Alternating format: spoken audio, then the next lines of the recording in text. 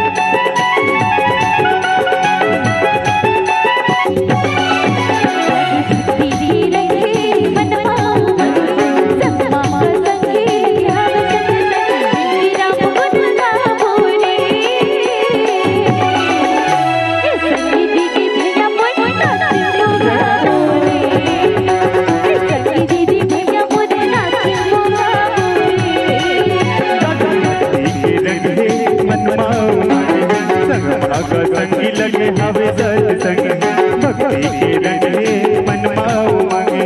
संगमा का संगी लगे हवे सत्संग के राम गुण गावो रे। संगी दीदी भैया मोर नाच बोगा बोरे। संगी दीदी भैया मोर नाच बोगा बोरे।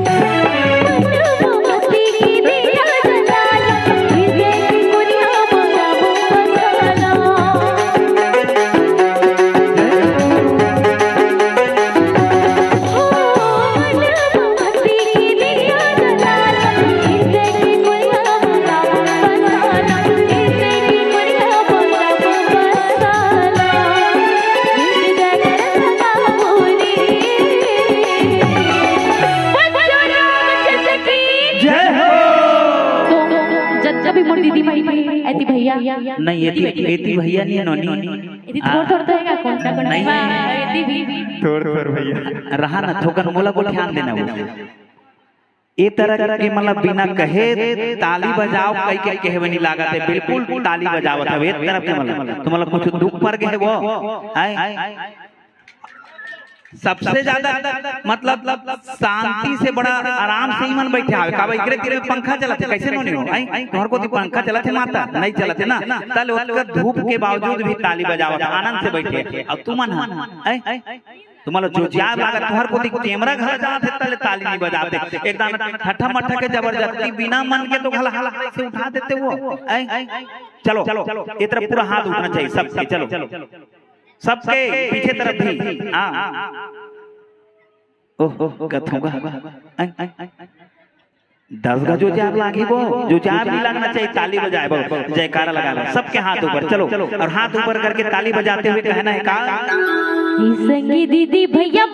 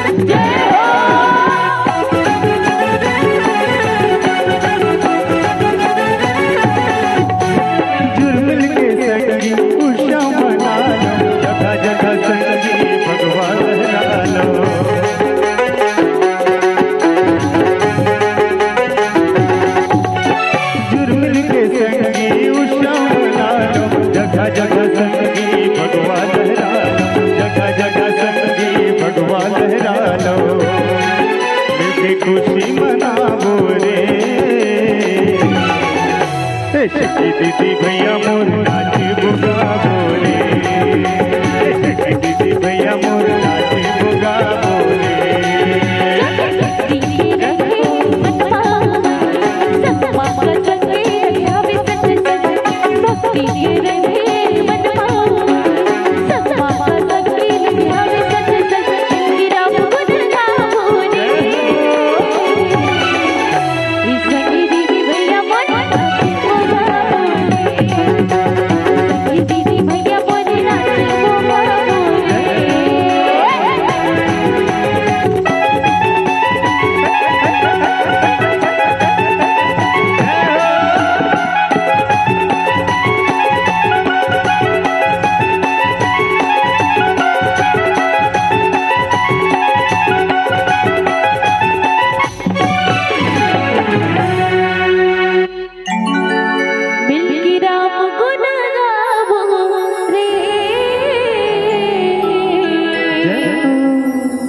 संगी